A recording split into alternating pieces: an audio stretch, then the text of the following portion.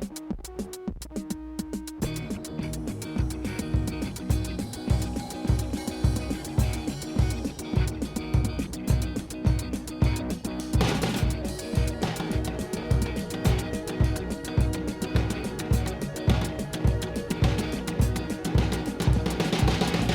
to Mortified, the Friendship Quest, a podcast where two long-distance friends bounce media recommendations, all in hopes the other will like it. I'm Aaron. I'm Aaron.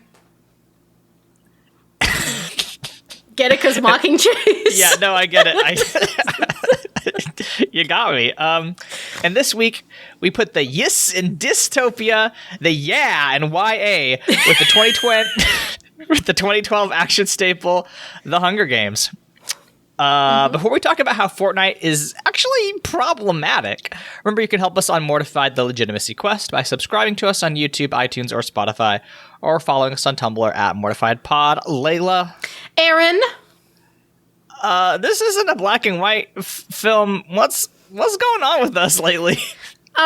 So I know our theme was black and white, but here's the thing, listeners, beloved listeners who have been with us, we're actually changing the theme. The theme is now Mortified Coasts for a few months because Aaron is moving and working on his domicile, and I got laid off. So, energy levels low. But the whole point of the Friendship Quest was we started this project in 2020 in the height of COVID, pre-vaccine. We were alone. We had no idea what the fuck was going on. And this was our way to just talk to someone once a week. And so we are back to our roots right now. We just need to talk to each other once every 2 weeks now because we're older and busier.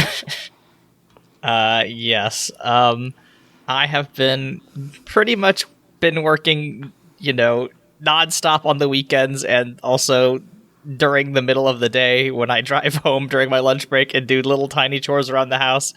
So I'm, perpetually exhausted. And Leyla, unfortunately, as we alluded to in our previous episode, has gone the way of Clippy, and we're just going through it, y'all. So, forgive us for kind of deviating. I like our black and white theme. I hope to get back to it. At some point, I do want to diversify the kinds of media that Mortified covers. But we're pretty beat currently, folks. So please let us indulge in some nostalgia bait. Here's the thing. Also, I'm going to be covering Deathmatch Island on my YouTube channel at some point, which is a tabletop game.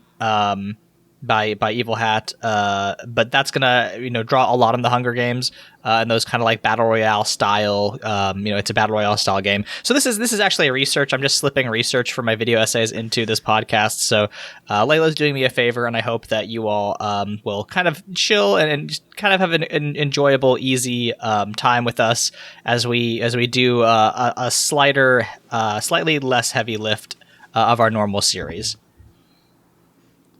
Because normally this series is so intensive. Listen, we had to do a lot of Shrek research. You and I spent 6 months in the swamps together, just learning how to ogre it up. I still am like moderate fluency in Farquaadese. Are we going to watch the Donkey spin-off movie? The what? We'll talk about it after. That can't be right, Layla, because Shrek 5's coming out. Yes, and immediately after the production ends on Shrek 5, they're working on the Donkey spin-off movie. That can't be true. I can't live in a world where that's true. I'm so sorry. I guess we'll find out. I guess we'll find out if I survive it. I guess it's my turn to do the plot summary. Yeah, you wanna take us through the Hunger Games 2012? Yeah. I guess we kind of talked about our current personal circumstances over our typical intro. So, like, where were you when the Hunger Games was a thing, culturally? Oh, I was, like, in it. Okay. I read the books. Okay. I was excited about the movies. I never really had any hard opinions on, like... Because when people get cast in these, like, big YA roles, there's always some sort of stink, I think my only beef with Jennifer Lawrence's Katniss was that in the book she is described as, like, having olive skin, I think, or, like, slightly darker skin or something. And I had been excited to see that on a character, but it didn't end up happening. I remember there was a huge stink about the fact that Rue was black. I didn't give a fuck about that. I thought that little girl did a great job. And she had beautiful hair. I was like distracted by how hydrated and beautiful her hair was the entire time I was watching the movie. But yeah, so I was like in the zeitgeist at the time. Yeah, I watched all of them in the theaters, and I think I remember liking all of them. I'm sure I had some specific beef with something that changed in the books. What about you? Yeah, so I actually was introduced to these books during the musical where me and my wife met. Like, we were both cast members in that musical. And, I started reading those books, and then, like a year after that musical, me and my wife started dating. So like it's been like kind of a stable, like, we went to go see all of these in theaters together while we were dating, because like we were teens and didn't have much to do besides go to the movies. So we went to go see all these together. And I just remember being really excited by them. I watched all of them and then, dropped off, of course. And then during this like 2020, I want to say 23 push, when the Songbirds and Snakes, maybe 24, but whenever Ballad of Songbirds and Snakes was coming to theaters, they kind of like came back, became popular again on TikTok, and me and my wife watched them all again together. And, I think I have some criticisms. I think they are broadly emblematic of that time period. But also I like them. I like them a lot. Obviously that's nostalgia goggles. We'll talk about the many problems that at least this movie has. But overall, I'd say like, 7 out of 10, maybe even 6.5 out of 10, but a 6.5 where I would watch this, I'd happily watch this again 3 times this week if I really wanted to. Like, I had a great time, so. Yeah, I think I'm a little more lukewarm. I think I'm gonna look at a 5. But that being said, I also remember liking Catching Fire much more. Yes, I think Catching Fire is the best of them.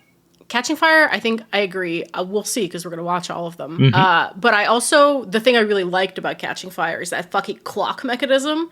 Yes. Where the deadly thing, mm-hmm. cycles around in the shape of a clock. So I just like that from a gamesmanship perspective. Sure. We'll talk about the pacing of the actual games. I kept thinking about what it would be like to watch them. And I was like, some of the pacing of these games is a little bit bananas, but we'll get to mm-hmm. it. Yeah. Okay.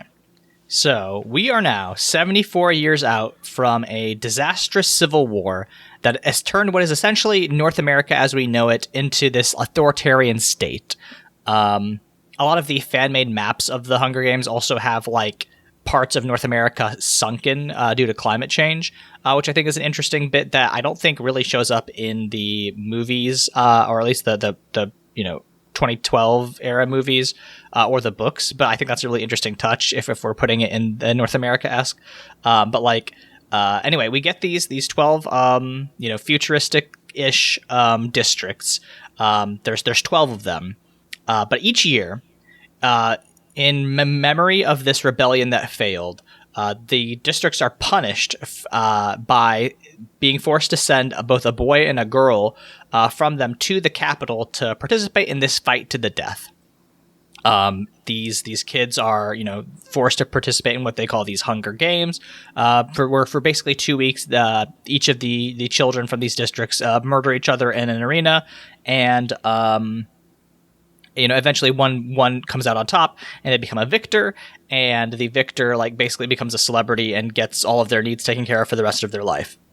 That is the core premise. That is the motivating ideological, or not even ideological, but like world building set piece of these stories. It's all centered around these these gladiatorial games. And I think that core premise, this idea of like children being forced to do gladiator games, is really compelling. I think it's really fun. I think it's largely why these books took off. But yeah, that's really the main setup for the Hunger Games. And we get Katniss. I don't remember her exact age. I want to say she's either 16 or 17. But she's she's young enough that she's been through here. She's not completely done with the games, but she's old enough that she's been through this reaping a couple times. However, She has got a kid sister. Her name is Prim. Prim is 12. This is her first time being entered in the games. Basically, if from ages 12 to 18, your name gets put in like a big fishbowl. You can enter your name multiple times to get more food for your family. And it's like a gamble. If you ever read Shirley Jackson's The Lottery, a little bit like that. But like basically you get picked at random and you go. But like everybody in your district does it. Every kid in your district does it. And it starts on the day of the reaping. We get some establishing shots of District 12. It's basically like I want to say something really mean. It's Appalachia as imagined by J.D. Vance. It's just it is coal mining and poverty. Hillbilly elegy in like a big way. Yeah. Oh. And like I get why I'm absolutely willing to forgive Suzanne Collins and these filmmakers for doing that, because they're trying to do a thing, right? They're like, we're trying to abstract a part of the United States out into a millage, an aesthetic, right?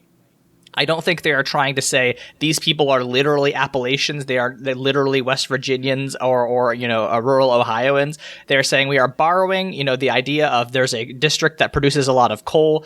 We are using that aesthetic, and we are trying to communicate to our very, very young audience. Another thing that Suzanne Collins in recent years has been kind of lauded for is being as blunt as humanly possible about the themes of her stories, which I have to give up for. She's just like, hey, this is about you, 12 to 18-year-old watching this. The government will try to make you kill other people. Think about that. Think about what the government wants you to think about. Anyway, this is rural Appalachia. These people are being exploited. Think about that. Anyway, you're already getting why I like these. I'm already so excited about this because I think this is it's what I don't want to go off on a tangent already, but like this is why YA works for me so well. It's like one of the main reasons that I wanted to be a writer, and God willing, the creek don't rise one day, I will still be able to publish books that are for young people because they like fire my imagination in that way. But like I just think it is so. I think this is just such a a tentpole of the genre of that time period, and I just love the way that it is so blunt and straightforward, but it also gets that message across that would really speak to somebody who was a young person at that time. Like, oh yeah, coal mining, okay, and her dad died in a coal mining explosion, so it's dangerous. I mean, I don't know. Do you have any thoughts about the set of District 12? What are your thoughts? I don't have any thoughts about the set of District 12, but so I do have thoughts about the YA thing. Okay. It's a brief thought, and the thought is one of my favorite graphic novels of all time is The Prince and the Dressmaker by Jen Wang, and in the back of that novel, Jen Wang talks about how originally the protagonists were supposed to be a little bit older in their 20s, but then she kind of knocked them down into the YA age range because YA protagonists feel feelings just that are bigger than what adults feel. So like everything in YA land is like big and intense and life-ending. And so I think just using that, also understanding, and this is why I think the books worked a little bit, given I haven't read them recently, but at the time, the books worked a lot better for me than the movies did because the feelings were bigger. I think, and this is not a critique of Jennifer Lawrence's performance. I think she did what she had to do. I think she did great with the script she was given. But the problem with The Hunger Games is that it's from Katniss's perspective. You're getting a lot of Katniss interiority. Katniss doesn't talk much. She's very taciturn. She's very within herself and her inner world. And so a lot of the movie is just Jennifer Lawrence running around. And it's like, yeah, but you're losing some of that YA bluntness like you're describing, right? Which is where I think they were maybe trying to compensate with the whole like coal miner aesthetic. And it works to an extent, but I think I don't know. There's something about this movie that is just like not working for me. And I wonder if Catching Fire will fix that, because there's moments of it that really, really work. And there's moments of it where I'm like, we're in the woods with a shaky cam again. I don't know how to Okay, feel. yeah, as our resident film expert, what the fuck's going on with the shaky camera? Why are they doing this? So first of all, a sign of the times. 2010s, we loved to run around with a camera in our hands. We watched Cloverfield for our friend book club, right? That was a big one. Even if you look back at the 2005 Pride and Prejudice, that a lot of that was also hand cam. You can like notice that it's got organic movement. It's not on sticks, as we say in cinematics.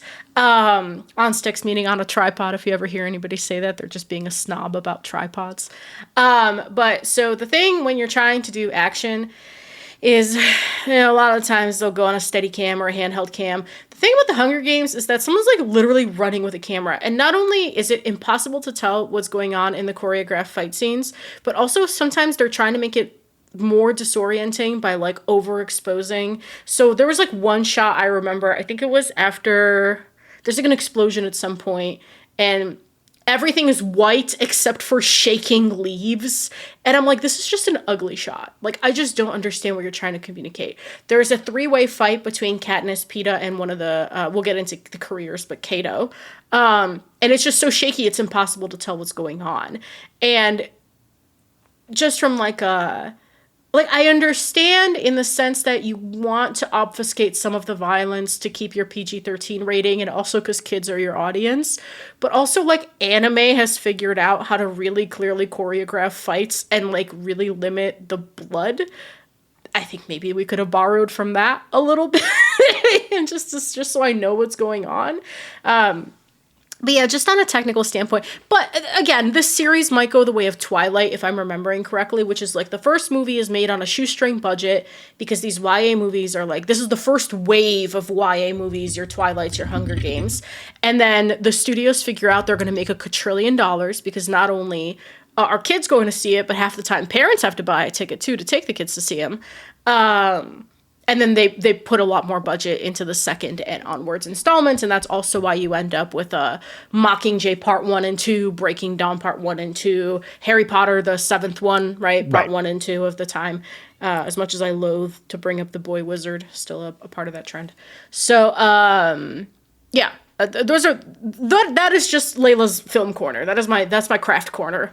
Where like this movie's a little bit disorienting and it's a little bit, I think it just needs a little bit of tightening up cinematographically, but yeah, I don't have any thoughts about the miners. I think a mining aesthetic is fun. I wish they sang a little song or something. Yeah. I mean, we'll get to some songs perhaps in the 4th movie. But yeah, no, you're right about the budget thing. I just looked this up. Hunger Games #1, budget of $78 million, which, listen, not a small budget, right, in 2012. Probably mostly Hemsworth. I mean, wait, is Chris Hemsworth in this movie? Not Chris. Oh, Liam Hemsworth. Liam, Okay, I didn't realize he was famous. Considering how little he is in this movie, but we'll get to Gale. Catching Fire, $130 million budget, right? So they nearly doubled the budget of their movie. But like, listen, this movie made nearly 700 mil, right? This is coming immediately after the Harry Potter Part 2, which was in 2011, I want to say. So like, the nature abhors a vacuum. They're trying to fill that gap, and the Hunger Games filled it. So shout outs. I between HP and this, I think this has aged much, much better. So oh yeah, absolutely. We making 10 times your box office is fucking, but those are bananas numbers. Yeah, no.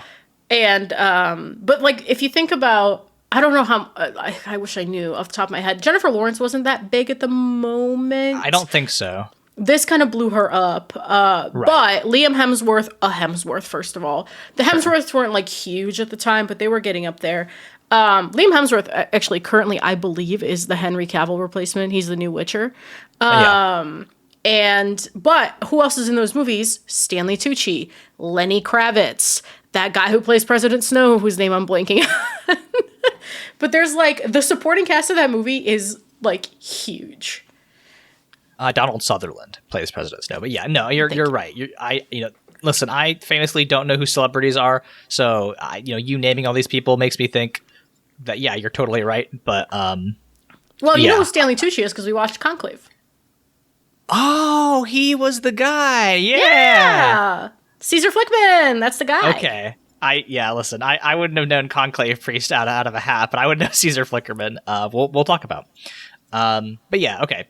Anyway, we get to the day. They have all of the kids like gather in this courtyard, and they have Effie or Ify. I don't know how to pronounce her name. Effie. But Effie Trinket. Effie Trinket shows up. She is this representative from the Capitol and is part of Katniss's team, essentially. But she goes and I guess we should talk about Gale real quick. Do we have to? We do, because he's going to become a big member in the rest of the franchise. So, before Effie gets there and like gives the speech to all the gathered kids, we get Katniss and Gale out hunting for game. Katniss is this great bow hunter. She sells squirrels and other birds and bunnies and shit. Yeah, right. That's how she feeds her family. And her friend is Gale, who is like a coal miner. He's like 17, 18. And he is like the brooding, like best friend, the Taylor Lautner type. And his whole deal is like, what if we just didn't watch the Hunger Games? And what if we just run away together, Katniss? He's like very clearly in love with her. And that's kind of his defining trait in this movie. Like, what does he do? What does he care about besides Katniss in this movie? Well, rebelling. But again, you're not getting sure. Katniss explains Gale. Katniss explains Gale and Peeta. And because we are not getting her narration, of course, all we know about is that he is very clearly in love with Katniss, which is very funny because if I remember correctly, Katniss, she doesn't pick up on that shit. She's dumb as hell, which I love. And I think Lawrence actually does a great job of that in this entire movie. Katniss is fucking dense as a wall. And Lawrence does a great job of her just being like, what? She is focused on one thing. That's it. Right. One thing at a time. She is a one-track mind. It's great. I love that part of Katniss's character. But Gale, to quote one of my favorite movie review YouTubers, I think the reason this Gale portrayal doesn't work for me, Liam Hemsworth does a fine job with what he's given. This is not a Liam Hemsworth problem. This is a casting problem, because what he is a 25-year-old brooding teenager. Like he is, the man is not 17. And so when he starts acting 17, I'm like, get your shit together, right? I'm looking at, because basically the entire Gale arc is like, we cut to him a couple of times. That man was on set for 3 days, okay? That man got in, got out, because the only other times we see him in the movie are like staring, like distinctly not watching the games, like on the hill where him and Katniss would hang out. And then he does watch the games, but it's like Katniss and Peeta do this like star-crossed lovers thing that we'll get into. That's like a weird ploy, but not ploy. It's a ploy that turns genuine, sort of. It's complicated. But he like starts acting all like huffy and jealous and whatever. And I caught myself making notes repeatedly of like, my friend, priorities. Your girl is in the killing show. I need you to like think about television for a minute. And then I was like, oh, but wait, these reactions actually make so much more sense when you remember he's a teenager. And also in the books, we're not getting this because Katniss is not seeing him. We don't get that he's like upset by this until she comes back. There is no cut to Gale in the middle of the books. And so if this was like a more baby-faced portrayal, a younger actor, I could maybe buy the immaturity.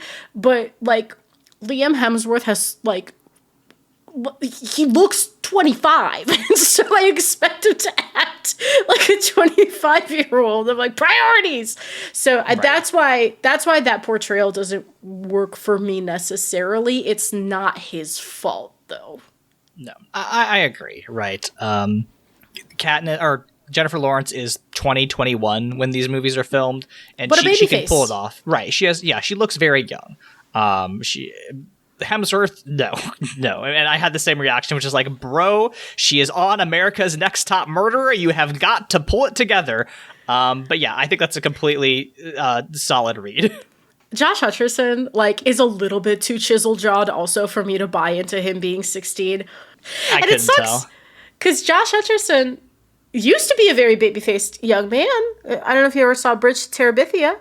Oh, that was him. That was him. He's just a sweet little boy, but at this point in his life, too chiseled. And so I'm just not buying these people being... Surprisingly, like, Kato looked more like a teenager to me, and he's supposed to be the, like, big, buff, scary one.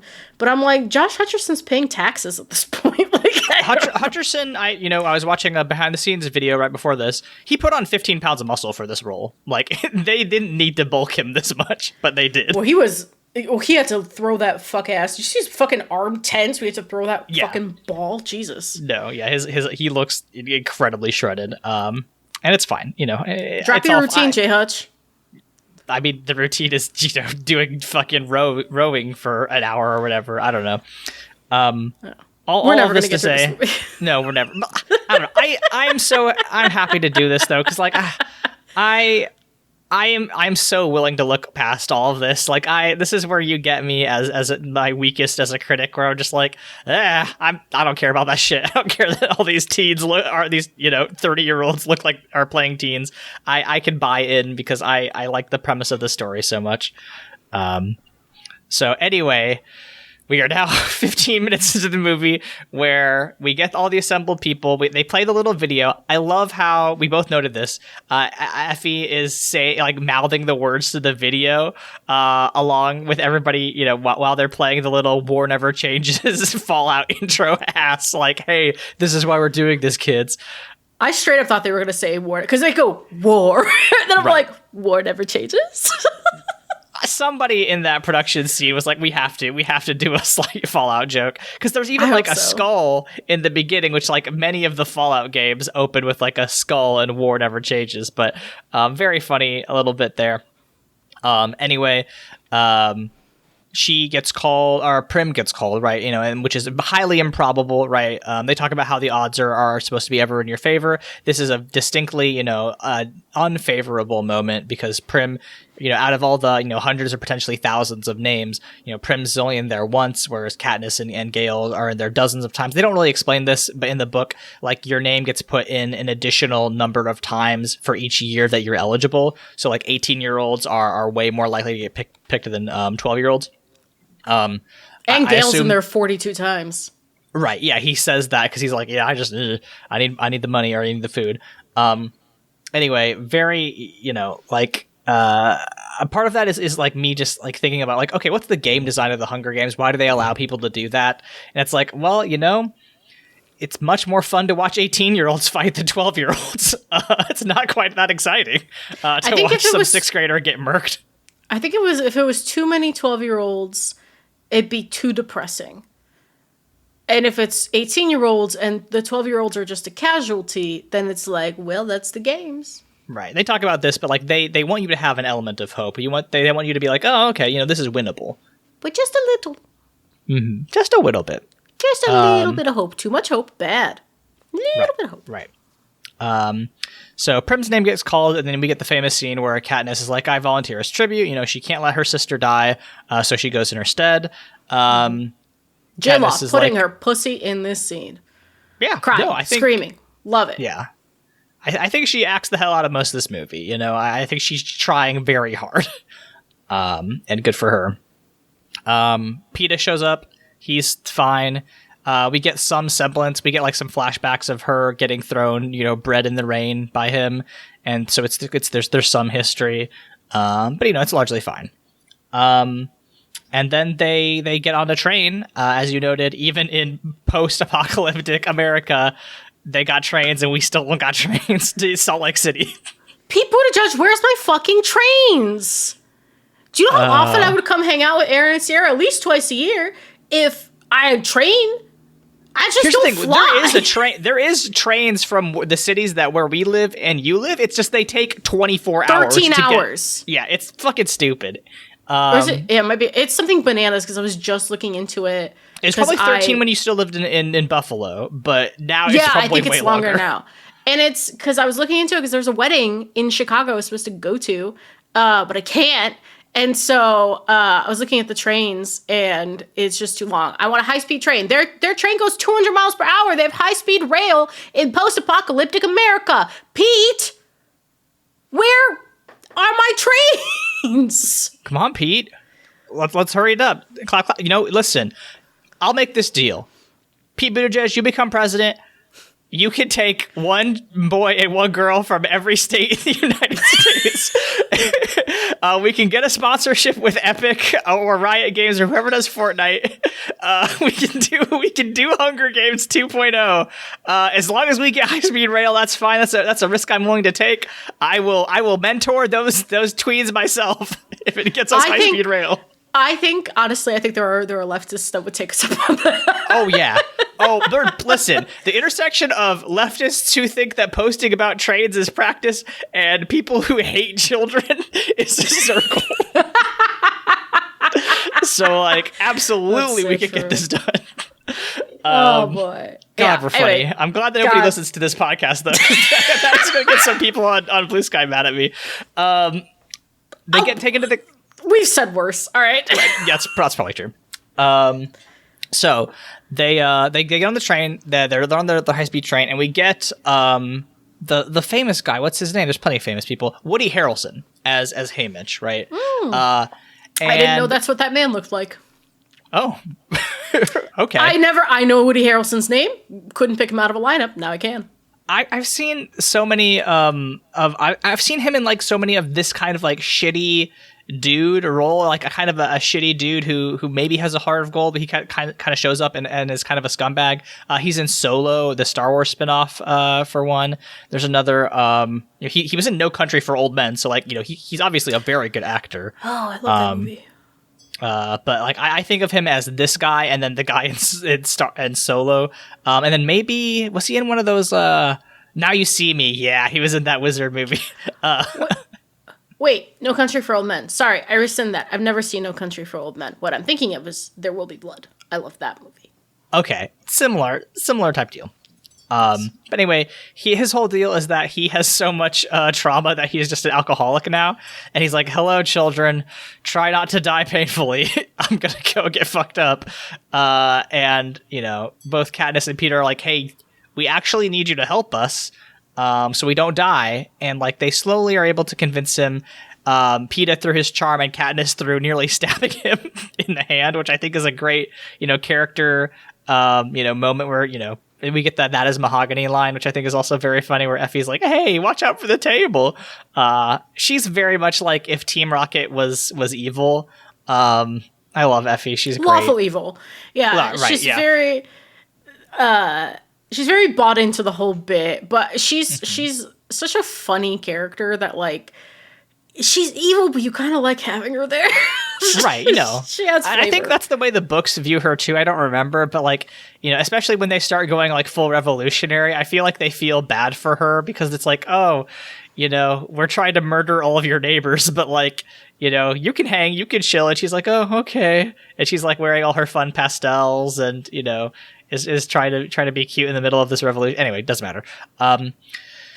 Where do we get?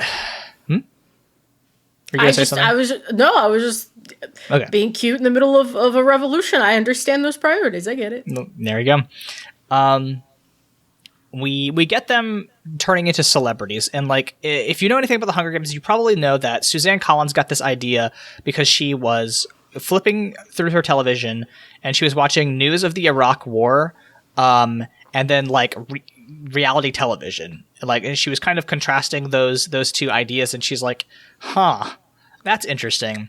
And I think what really compels me about the Hunger Games is, especially these movies, is the aspect of performance in like reality TV in the face of Bloodsport. And we get the first glimpse of that. We get them being presented to the Capitol and these like little chariots. We get Cinna, who is their like, fashion designer. And, Lenny fucking Kravitz, just there. Yeah, he's great. And he like really, he's like the gay best friend archetype for Katniss.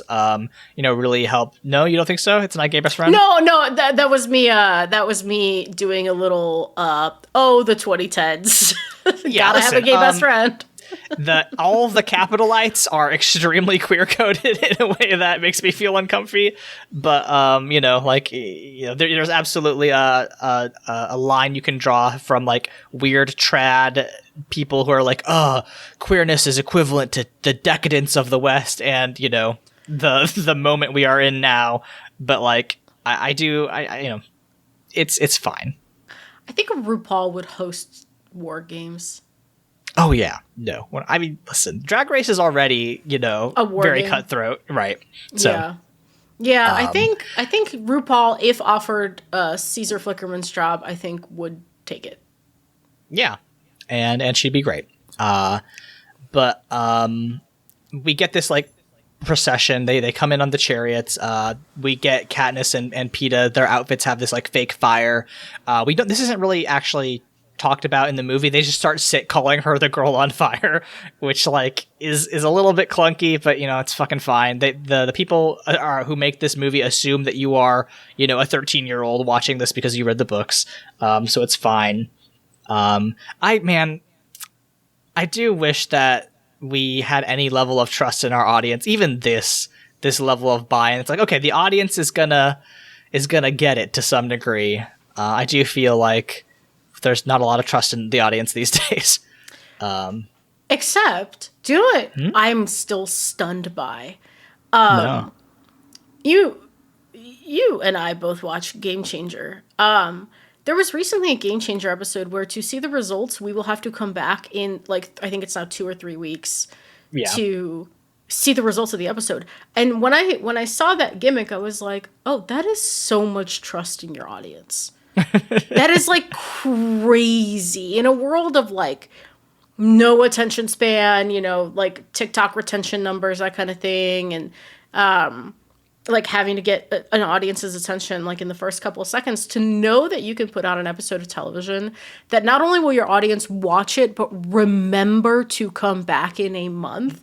That's bananas. Right. Like, and yeah, so the Hunger Games used to have that, kind of draw. A lot of these YA movies did at the time, really dedicated built-in audiences, which is kind of what makes viewing them 13 years later a little incomprehensible, because you have to like pull your old knowledge of those books out to like give yourself context. If I'd never read these books, this movie would be comprehensible, but there would be a lot of like nuance lost. Right. Absolutely. At this point, we get them starting to train for the games. And, like, I really like all of the capital sequences before the actual arena battle. I think they add so much richness to the context of the world. Like, I think it's so fun to be like, okay, you have 4 days. Some things you should know. Most of you will die because of dehydration. A hysterical thing to say, but also, true. And then like another 10% of you are going to die because of infection. Like, I think that's such a smart thing to be like, yeah, of course this is a blood sport, but we've tweaked it to be more of a survivor type, right? Like, I read a little bit, I read the whole of A Ballad of Songbirds and Snakes last year on audiobook. I haven't seen the movie yet, but like a lot of that book is like, okay, we've been doing the Hunger Games for 10 years and they're fucking boring. Nobody likes them, which is a hysterical thing to say because of course nobody likes them. But like it is the process of the Hunger Games becoming this like spectacle. And I like the idea that at some point they're like, okay, we gotta make them longer. We gotta draw them out. We can't just be like, all right, everybody gets a spear and go gore each other. And like there becomes an element of game design to this. And, I don't want to say that like the success of the Hunger Games has led to that, 2017 PUBG, Fortnite, Escape to Tarkov kind of battle royale. And Tarkov's not a battle royale, but there is an era in 2017 where like all games were this battle royale style type thing. Even Call of Duty is doing this now, with War something or other. I don't care. I don't play Call of Duty anymore. But like, I think there is something genuinely appealing about like, us as humans. We find this idea of like, okay, you're gonna get put in a big circle and forced to fight people. And I like the game design of the Hunger Games a lot. I think that's what drew me to them, in some ways. And like, I think as somebody who works in games, like, I think you probably you have some thoughts on the gamey elements of this. I mean, nothing really more than what you've already said. I more am enjoying the spectacle of it also, where it's like the chariot parade, the big announcements, all the like grading of them and the betting odds and all the things you see where like the candidates get to see themselves on television getting like ranked in shit. Like that pageantry is something I really enjoy as an element of this because it's just like, yeah, of course you're building this hype cycle for, the games, like you, Right. and it's giving the contestants, especially the non-career ones, a chance to like see who's a threat. I'm sure you get psyched out like PETA did. PETA got a little bit psyched out, right, and had to kind of go into reclusiveness and withdrew and started cooking up his own plans because basically he understood he wasn't going to win, so he wanted to set Katniss up for success instead, which is sweet but stupid. But yeah, it's I really liked all the showmanship shit, and also like they go get interviewed by Caesar Flickerman, and there's this like kind of tongue-in-cheek, "You're probably gonna die, but maybe you won't." Right. Right.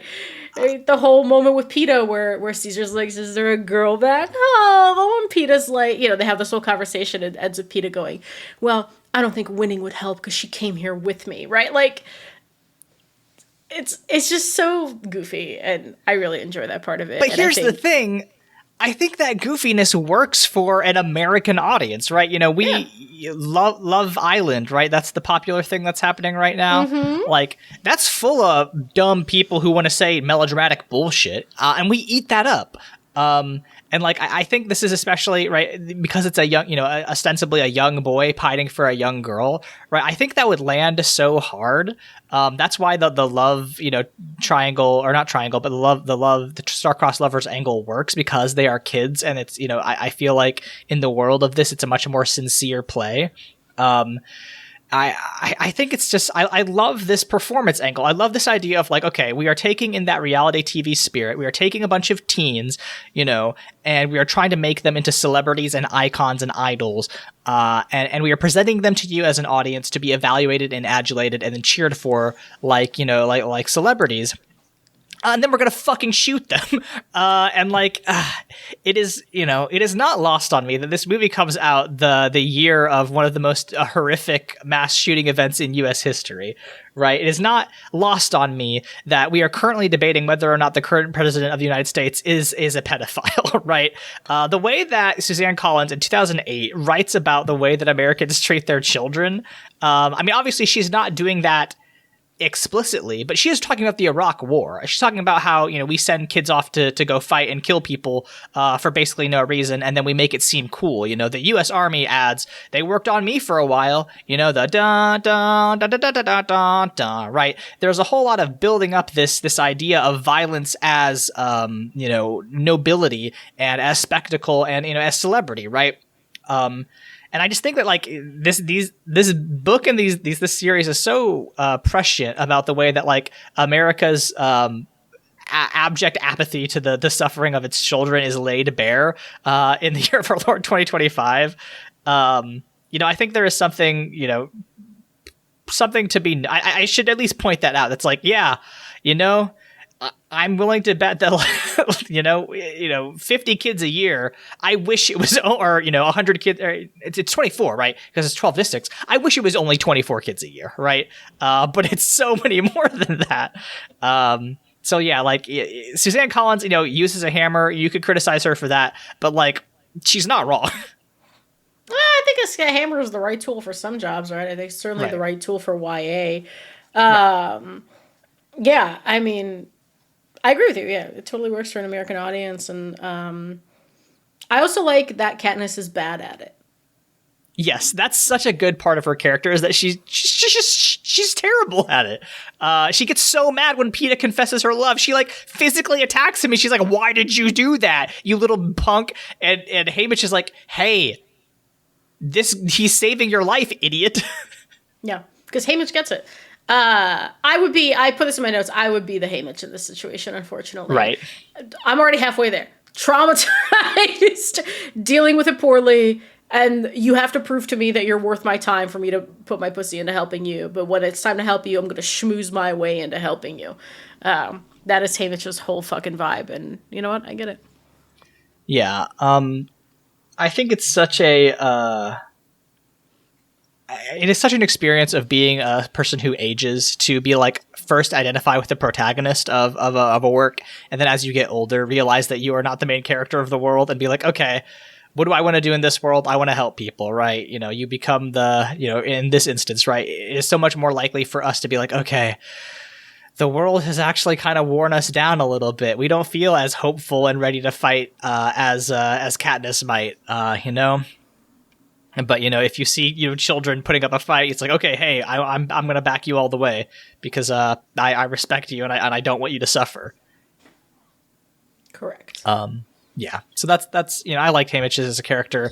Wish we got a little bit more of Effie. Wish we got a little bit more of Cinna. But it's fine. At this point, you know, I think, you know, I could talk for you know, another half hour about all the fun aspects and specificities of the performances going on, but this is already a 50 minute podcast, so let's just get into the fucking we're not even to the games yet. Yeah, I mean, like, I'm glad that they devote an hour of this movie to all this stuff before the games, because I think it would be very boring if it was just, honestly, as I get older, stuff in the actual arena not that interesting, you know. Bunch of kids murder each other. There is a little bit of team strategy. There's a little bit of like, arena design, level design, but mostly it's just like, all right, YA shit's gonna happen now. You know, there's gonna be some setbacks, but at the end of the day, Katniss comes out on top. Well, I like the front half of the movie way better than I mean, I like the movie, but I like the front half of it better than the back half. Okay. For aforementioned games, like cinematic incomprehensibility issues, and also because there is something about the way that this is written where it starts to really butt up against the YA-ness of it in a big way, because I think Suzanne Collins is like totally within her right to use a hammer and not a scalpel here, but unfortunately the hammer works a little bit less when Katniss is never ever forced to dispatch anybody likable. Yeah. I mean, she only ever she kills 2 people. She kills Cato at the end, and that's mostly dog violence. She mercy kills him. Yeah. No, she shoots the guy who kills Rue. Okay, yes, yeah, and she kills the guy who literally immediately before murdered a child. So like, yeah, like, well, she didn't even know he murdered the child at that point. That was kind of went, you know, who shot first. Right. But because she moved aside and Rue got hit. That was very sad. Yeah, no. Yeah, so Katniss never has to dispatch Rue's district mate, right? He gets got by the dogs. She never has to dispatch any of the careers with names, right? God forbid we like any of them. She never has to, you know, do anything harmful to Rue. She, you know, her and Peeta both get out together. So it's just one of those things where it's like, obviously you want your main character to stay likable, but that is where you start getting into this like, ooh, Suzanne Collins, like, it's starting to feel a little bit contrived for her to never have to make a difficult decision. And that was kind of that was the thing I really picked up on this time around, because as a kid, obviously, I don't want Katniss to kill anybody likable, and I'm sitting there going, oh my god, how's she going to get out of this? But as an adult, I'm like, I kind of want you to have to wrestle with killing somebody likable. It's more I would have liked her to take out Rue's district mate. Right. I don't remember if she actually does end up killing anybody in the books. That's, you know, beyond these two.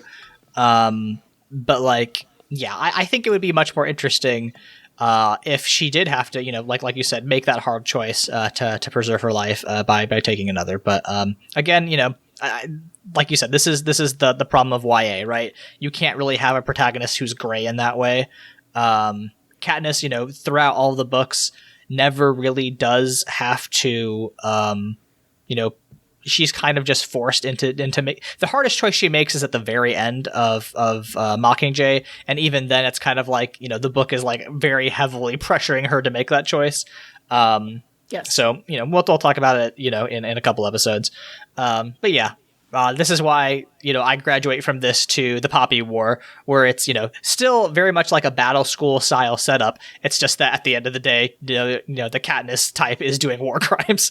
And I think that's cool. And I think women should do war crimes. I agree. I think, Rin, my girl. Rin is a slow disaster that you get to watch, and those books are bananas. But yeah, so yeah, they go through all the celebrity shit. They go through training, and we get to the. I think we get to the games.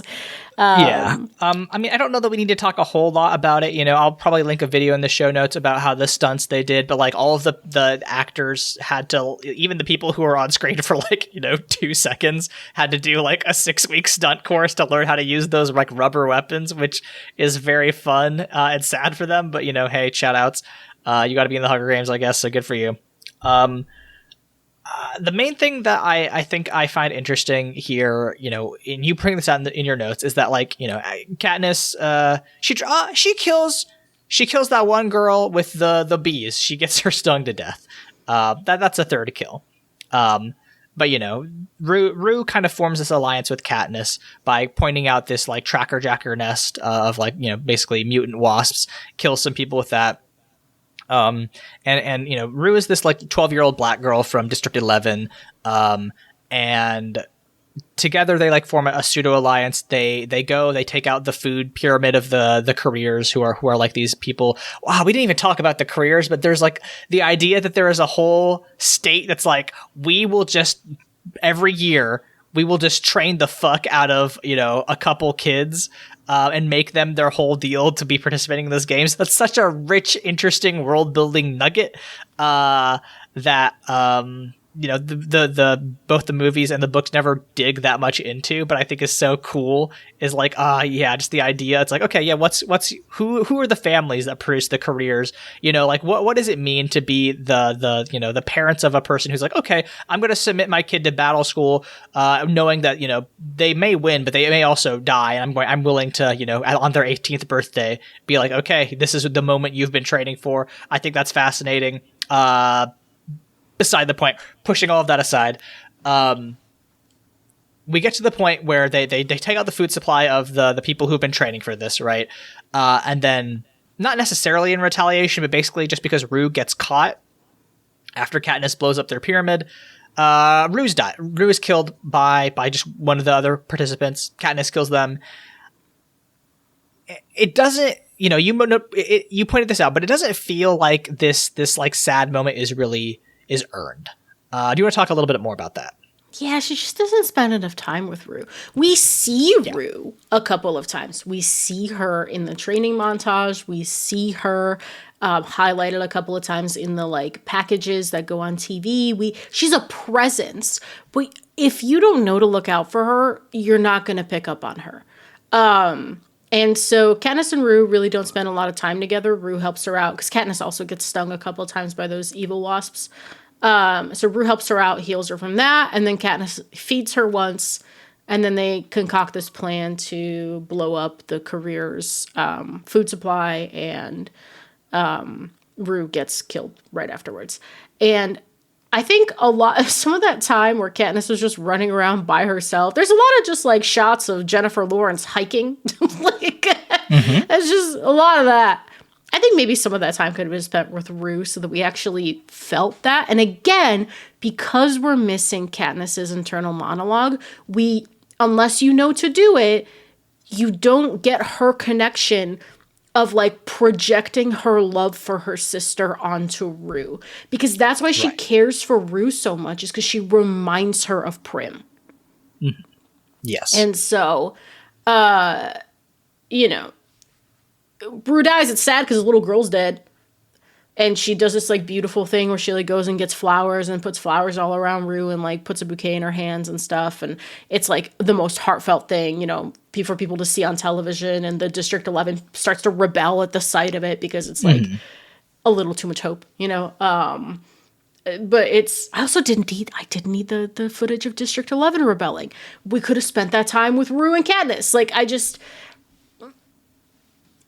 didn't hit as hard as, obviously I was sad because the little girl's dead, but I could have been sadder. I could have really wept. You could have gotten me. I think I'll defend that choice because I don't think that we get that in the book. I don't think you're right because we're entirely in Katniss's head. She doesn't find out shit about the District 11 rebellion until like book 2, or maybe the end of this book 1. But like, one, they're probably doing that to like set up the idea that like Katniss is this like political figure. I like it though because it is like, do I think that it's very silly that there was never any kind of district solidarity until, year 74 of this nightmare? I mean, I don't know. I live in the current era. You get beaten down enough, yeah. Not that unbelievable now that I'm thinking about it. No. So sure. Yeah, like I like it because even though, yes, I think you're completely right. We don't get any of the comparison to Prim with Rue. I think if we had spent 5 to 7 more minutes with Rue as opposed to, fight scenes that I could not parse, yeah, would have been way more effective. I still think it's a good idea to set up the idea that like there is some sort of solidarity, that this is, a movement, right? Because at the end of the day, it is, she like, she makes the little wreath, right? And I think it's so smart to be like, hey, the Capitol is so, maybe this is me drawing from Andor because I've, watched, Andor a lot this year.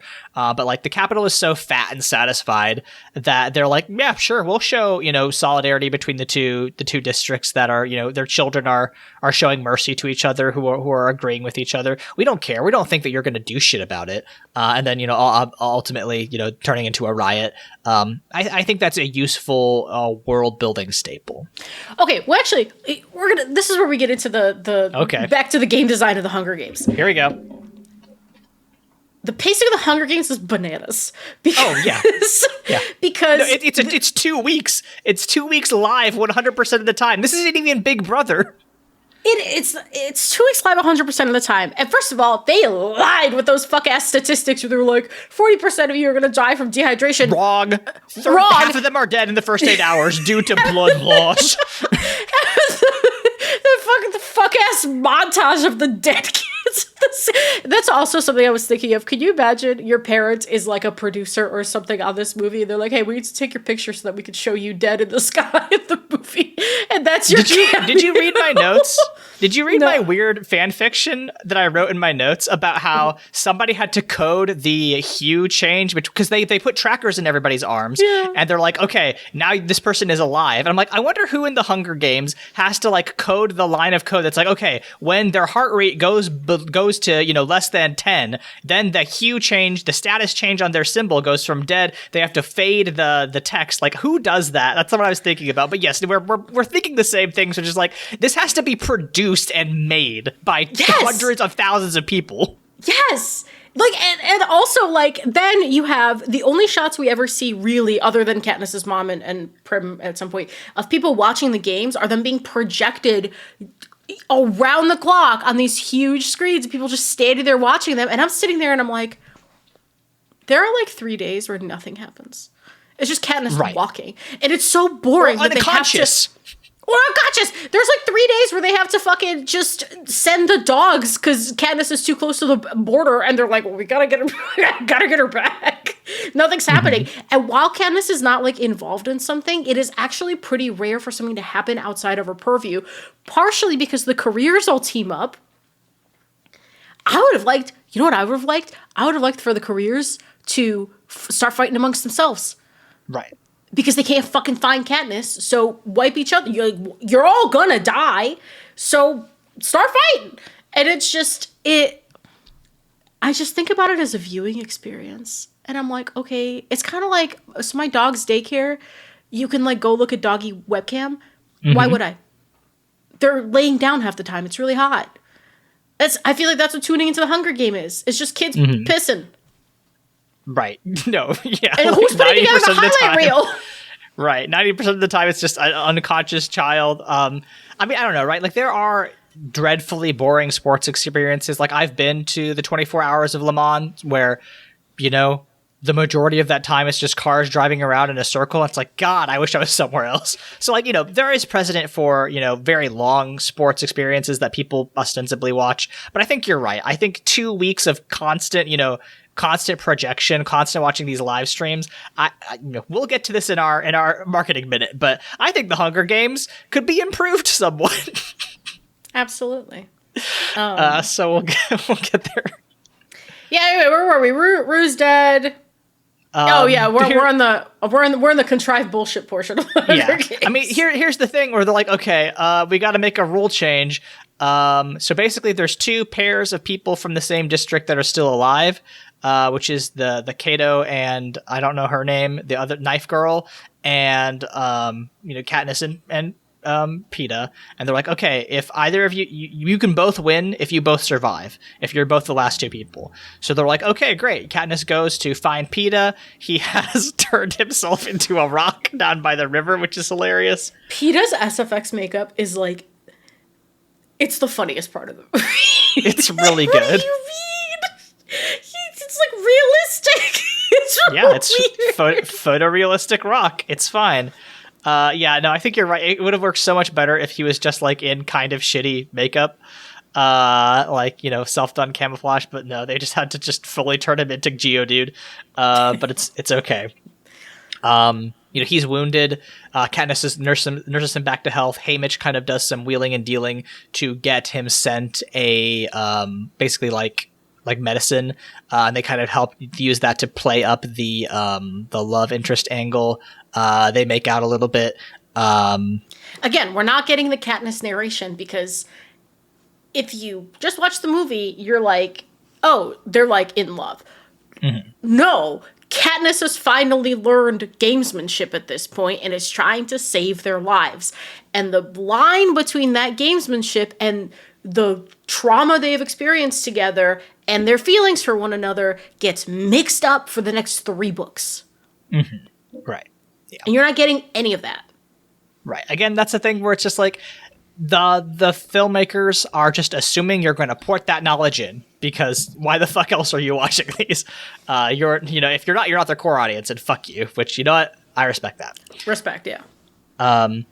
Anyway, they, like you said, the game designers get bored and they're like, okay, there's like not that many of you left. We're going to send our cyber dogs down to, drive you towards the center. They have a final confrontation in the cornucopia against Kato. He very nearly kills PETA, but then Katniss shoots him in the hand, and he instead of having the arrow, I guess, driven into PETA's flesh, he like holds his hands up and he's like, whoa, hey, not cool. Then she shoots him again. He falls, or no, PETA shoves him over. Then he gets mauled by dogs and Katniss mercy kills him. And then at the end, they're like, wait, hold on, that rule that we said where 2 of you could win, that was a lie. We were just kidding. We were just goofing and joking. No. Which, we haven't talked about Seneca Crane and President Snow at all, and how, Snow is like, hey, you gotta kill this girl. There's a whole bit where Seneca was like, hey, could you just shoot some fireballs directly at Katniss? Because the president said so. And she dodges. And it's good and it's fun. But this is obviously such a silly mistake to make for, authoritarian dictator. But hey, authoritarians, not that bright, generally speaking. And Seneca, trying to please his dictator, makes this mistake of being like, okay, well, now you have to kill each other. They do the maneuver where they're like, okay, we're going to eat these poison, nightlock berries essentially. And, they pretend to kill themselves, but then they're like, hey, they don't even get stop. that far. Yeah, no.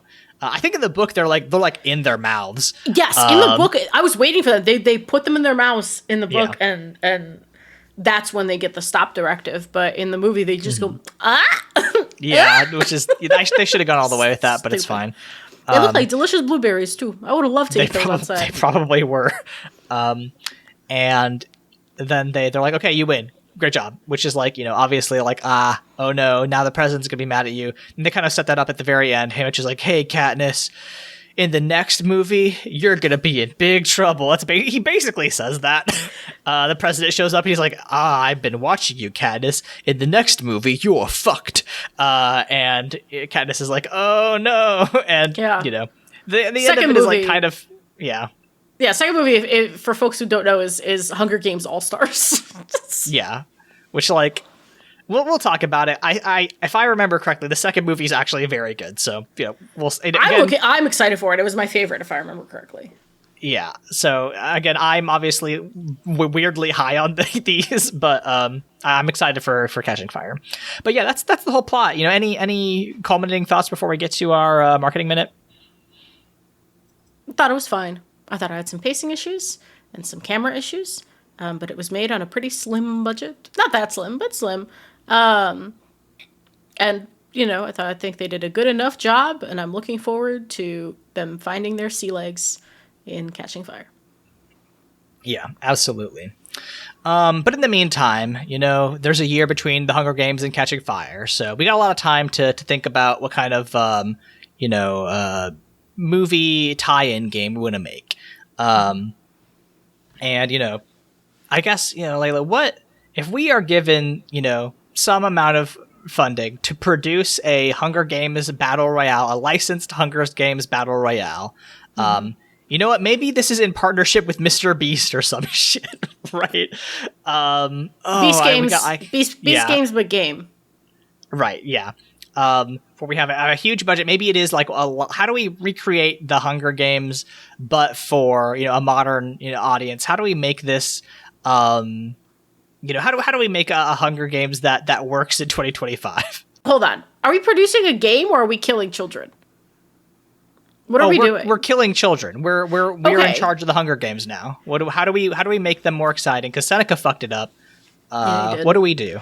Actually, hold on. I do have one culminating thought about the movie The Hunger Games, which is that one of my favorite shots in the whole film is when Seneca gets locked in that room, and it's the reveal that the only thing in the room other than him was the nightlock berries, and Snow is like, kill yourself. Yeah, that's a great way to just be like, hey, yeah, honestly. Yeah, you fucked up, kill yourself. That film respects its audience. I gotta say, you know, it's not explicitly stated. It's still pretty blunt, but it's like, hey, yeah, they're making a very clear allusion, and you as children should be able to parse it. And yeah. Exactly. Anyway, okay, I like your Mr. Beast idea, because Mr. Beast started doing the Beast Games, and he's already famously morally, let's say, dubious. Mr. Beast loves to give stuff away. So, are we doing? I guess I'm trying to think of how do we do this without recreating the Squid Games? That's the thing. As I was saying that, I was like, Squid Games did this already. Yeah, I don't know. Like, I just, you know, you were talking about the pacing issues, right? Like, how do you make the Hunger Games palatable to an audience in 2025? How do you make it so it's like, all right, for the next 9 hours, it's mostly just going to be teens sitting around and trying to get some rest? I mean, what does Big Brother do, right? The thing about Big Brother is that the 24-hour stuff is optional, and then like a reel gets cut together, basically, right? That's the episode is the interesting stuff gets cut together. So you have the 24-hour live cam. I think you can make some sort of, not necessarily an ARG, but if you get into the like tribalism of it, if you get people to kind of pick their teams, right? So if we were pulling kids from each state, you have, you know, who's Little Miss Maryland, right? Who am I rooting for? You get that tribalism going. You do all the pageantry shit. Then you have those 24-hour live cams that people can watch, but don't have to. And then you get the bitches that are cutting together the actual quote-unquote episode. And that needs to be cushioned by, you know, remember like when we used to have like the big televised events, there's like a pre-show with commentary, and then the show, and then a post-show with commentary. That's the thing that we need. Yeah. I think maybe it might be smart to also be like, okay, we can't have it stretched out over 7 or 14 days. We got to make it a Monday through Friday bit. We got to make it so Friday, you know, Saturday, Sunday. Oh, even shorter, you think? Friday, Saturday, Sunday. Maybe Thursday through Sunday. Thursday can be like the pre-show, pre-game. You get all the interviews then. Okay. Yeah. Okay. Yeah. I think that structurally really helps with the pacing. I think also there's got to be a way where you pace out the child deaths. I think you gotta, But that's why I like the clock thing in Catching Fire, because there's something happening every hour. I forget that dude. I know obviously he's in on it to some degree, but like he's a great game designer. He makes shit happen, which is very cool. There has to be some way we make it so both there is entertainment, but I also want to leave breathing room, right? You gotta have those moments of drama for the kids to like kind of act out their feelings on the stage, and you can't have fireballs exploding all the time. No, but you know what you can have? You know what another convention is that we can borrow from reality television? The confessional. Oh, say more. Well, because you'll be watching the thing, and then it'll like cut to that person in that scene talking about how they were feeling or thinking or like saying something shady about the other person they were having a conversation with. What if there's like a little drone following the contestants around and they have to do confessionals? I mean, that's fun. I do like the idea, but I think it might be better if there is this like, hey, maybe it's a like 10 a.m. to 10 p.m. Yeah, like maybe I want there to be like a break where they can sleep a little bit, or like maybe if they do good in the games, or like if they get certain loot drops, it's like, okay, you get to sleep tonight in like a bed, but you have to do you have to give us some editing material. I think that would be great motivation to draw like people towards areas. It's like an airlock situation where like, yeah, you did really good, you get to sleep, but before you get to bed, there's like a locked door with a producer sitting there just egging you on. Yeah, no, 100%. Yeah. Ooh. There's something there, because I think also that level of pettiness could inspire more violence. Right, exactly. Yeah, because also, I think there's probably a degree of like they broadcast the episode up on the big the dome at the end of the day instead of doing the little like cannon shots. You make everybody in the games watch the TV episode they were in. I think that would be great. Just to really hammer it home. Yeah, and then that would force everybody to move around. Right, it's going to create the narrative for the next day. Then there's kind of this meta game of how do I do the most interesting thing to get me on the TV in a way that is duplicitous to the other contestants. Right. Yeah. Ooh, we're getting somewhere.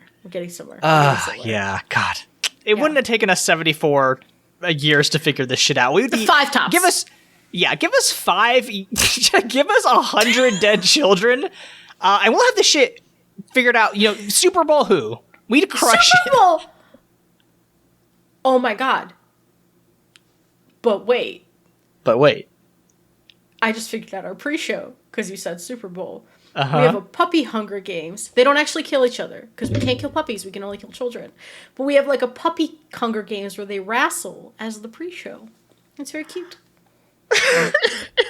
There's nothing more horrific that I could think of being like, we're going to send your kids to die, but first we're going to have these puppies act out the violence your children will do to each other. But they're not going to kill each other because they're puppies. We can't. Right. Yeah, I know. I mean, it's just like a very American thing to be like, we care more about animals than children. But yeah, that's very funny. So anyway, Coriolanus, call me. Got some ideas. Leyla, when we are not being architects of the worst child torture this side of the, I guess, 22nd century, where can we be found on the internet? You can find me at LEYLSES on Blue Sky and Tumblr. You should read my case study on Lies of P. Otherwise, I am currently playing Kingdom Come Deliverance, which is quite good. And, I don't know, posting about K-pop, actually. That's helping. Stan Super Junior. Go listen to Super Junior 25. That's all I've really been doing. And I don't have that many K-pop friends, so I'm making it literally everyone's problem. Aaron, what about you? You can find me on Blue Sky at AAVoit, Tumblr at Monster Factory Fanfic, and YouTube at AAVoit, where I make video essays on tabletop games. I'm working on one on the Wild Sea, but I'm also working on my house, so if I get that out before August ends, I'll be thrilled. Sorry about that, folks. It's a busy time. Our theme song is Obsolete by Keshco from the album Filmmaker's Reference Kit Volume 2. You can find more of their music at keshco.bandcamp.com. Leyla, what shall we say how shall we say goodbye to the Hunger Games? She shot an arrow at your head, Aaron. An apple. By your head! We'll see you all next week.